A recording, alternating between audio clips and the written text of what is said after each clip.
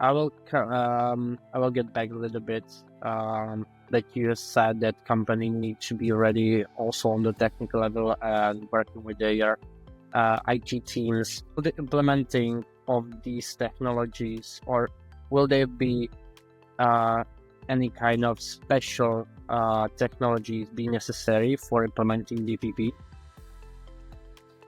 Outside of the DPP sort of software itself, not really. But there's no sort of new technology being introduced here. There's a new architecture in terms of standard architecture of the DPP solution.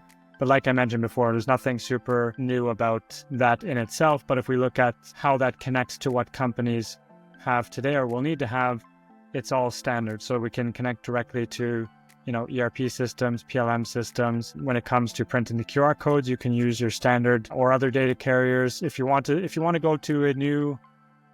go to something like an RFID or NFC, and you don't use that today, that would be an additional step that will be sort of added.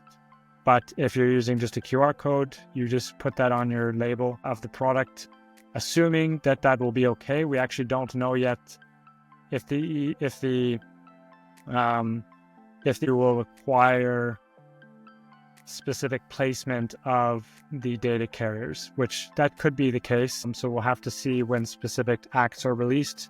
That will be part of the act, is them saying you can put it on the label or you have to put it in a particular place on the product. But in general, QR codes are just an image that you can kind of use any standard technology for in your operation. So in general, on bare minimum, there's no additional requirements. If you have the data, it can be almost plug and play, to be honest.